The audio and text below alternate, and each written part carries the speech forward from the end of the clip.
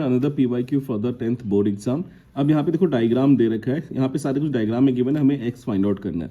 हमें पता है ये क्या है, radius, this one is also radius, और ये कॉर्ड सेंटर से पास हो रहा है। दैट मीन्स ये जो पूरी लाइन है ये किसके जैसा है, दैट इज डायमीटर के जैसा है।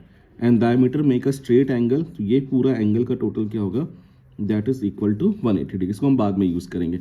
हमें पता है ये पार्ट हमारा क्या है, that is equal to tangent, और ये रेडियस है। तो हमें पता है tangent is perpendicular to the radius, that means it will make the angle equal to 90 degree.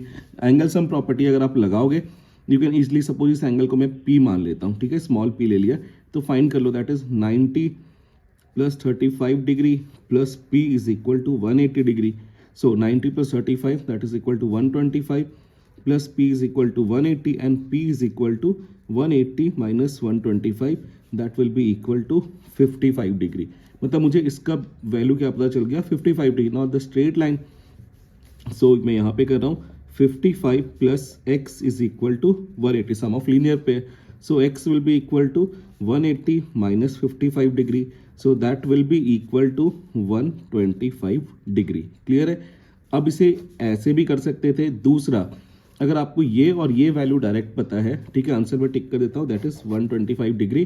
तो आपको याद होना चाहिए, अगर ट्रायंगल है कोई भी ऐसा, ये एंगल A दे रखा है and this angle is B, तो ये जो बाहर वाला एंगल है that is equal to A plus B। Sum of two interior angle is equal to exterior angle. तो यहाँ पे ये देखो, ये 90 हमें पता कर लिया, tangent perpendicular to radius, and this is 35। So sum of these two angle will be equal to this exterior angle, that is 90 plus 35 is equal to 125 degree. Thank you.